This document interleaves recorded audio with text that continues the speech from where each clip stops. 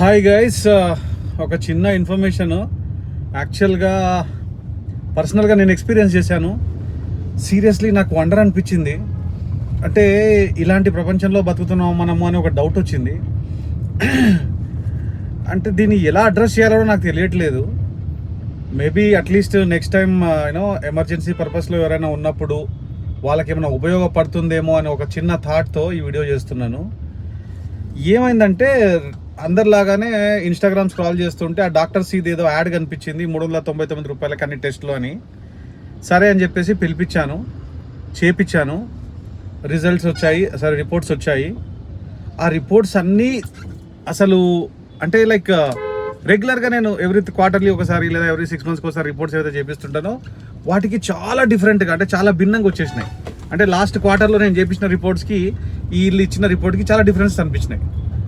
సరే ఏంట్రా ఇలా జరిగింది, మేబీ రిపోర్ట్స్ తప్ప లేకపోతే నా లోపల ఏమైనా బాడీలో చేంజ్ వచ్చిందని చెప్పేసి నేను రెగ్యులర్గా నా డాక్టర్ దగ్గరికి ఎక్కడికైతే వెళ్తే చెక్ చేపిస్తాను, అక్కడికి వెళ్ళి కూడా చెక్ చేయించాను.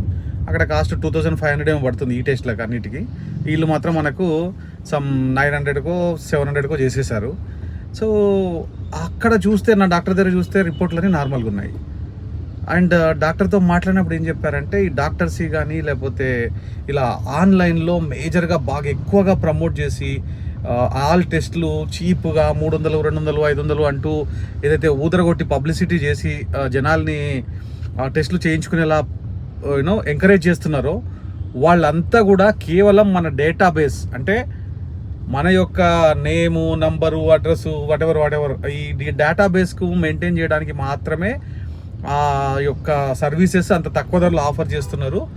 అట్ ద సేమ్ టైం వాళ్ళు ఏవైతే టెస్టులు చేస్తున్నారో ఆ టెస్టులకు అవసరమయ్యే కనీస ఎక్విప్మెంట్, అంటే లైక్ బ్లడ్ తీసుకునేది కానీ లేకపోతే ట్రావెల్ చేయడం కానీ లేకపోతే వెళ్ళి తీసుకెళ్ళి మళ్ళీ టెస్టులు చేయడానికి వాడే ఎక్విప్మెంట్ ఏవైతే ఉన్నాయో ఆ ఎక్విప్మెంట్లలో అసలు ఇంత తక్కువ రేట్లలో అసలు ఏ టెస్టులు కావు అని మా డాక్టర్ గారు ఒక్కసారి నా కళ్ళు తెరిపించారు.